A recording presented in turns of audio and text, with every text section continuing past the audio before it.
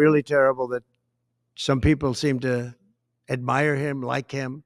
That's a sickness, actually. That's really very bad, especially the way it was done. It was so bad, right in the back. It seems that there's a certain appetite for him. I don't get it. You can only take so much, and you can only be pushed so far. You get poked enough and you're going to react. You get pushed enough and you're going to respond. And when you do, you'll be framed as the abusive one. A narcissist will rely on reactive abuse. It's a game of blame shifting, and they're so good at it that they can convince you that you are abusive because you're acting out of character. They'll tell you and others that you're unstable, struggling with mental health, or they'll try to convince you and the world that you are a narcissist. Because what they do is behind the scenes, and how you respond is out in the open. And the longer this blame shifting goes on, the more likely you are to believe it. Now, that out of character reaction will be used against us, even years later. And a person with normal empathy levels will start to feel guilty, and they'll start to feel shameful, and you'll start to take responsibility. Now, reactive abuse is different than mutual abuse. Mutual abuse is just that, when two partners are abusing each other. Reactive abuse happens when somebody has power and control over the relationship. One person has power and control over the relationship, they abuse that power and control, and the other person reacts to it. I hope that helps.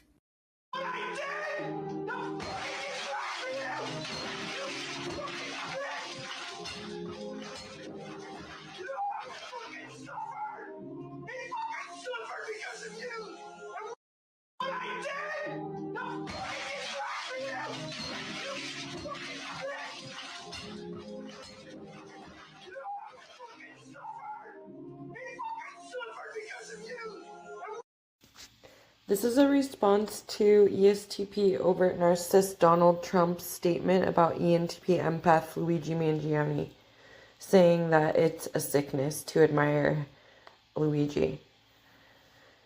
Narcissism is the sickness everyone needs to be concerned about, that has permeated society, defining normalcy and success, which leads to narcissists murdering people under the guise of their professions. The common majority personalities don't even recognize the narcissistic abuse on the society level as soon, if ever, as outlier intuitives recognize it. So outlier intuitives are the ones that can do something about it.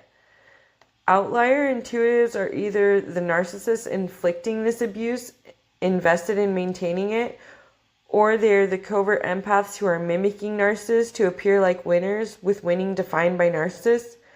Or they are overt empaths who are seeing through the bullshit and being nonconformists and labeled as troublemakers. As children, intuitive empaths like me were applauded for intelligence and giftedness, similar to Luigi Mangione. But then we grow up and get too smart to obey the commands of narcissists in society and refuse to be narcissist wannabes, and we show defiance to narcissists that provoke us into reactive abuse, and then we're labeled as damaged and insane. Trump is an ESTP overt narcissist.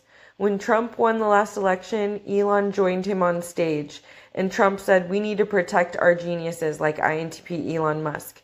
ENTP Luigi Mangione is a neurodivergent genius too. INTP empath Elon Musk gets praised since he's a good narcissist wannabe, but ENTP empath Luigi Mangione gets locked up for not being a good wannabe narcissist, for standing up in righteousness against narcissists.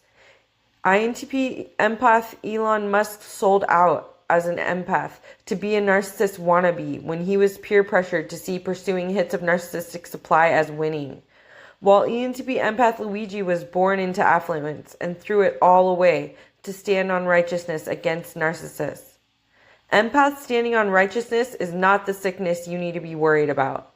Narcissism, as the definition of normalcy and success, is the sickness you need to be worried about.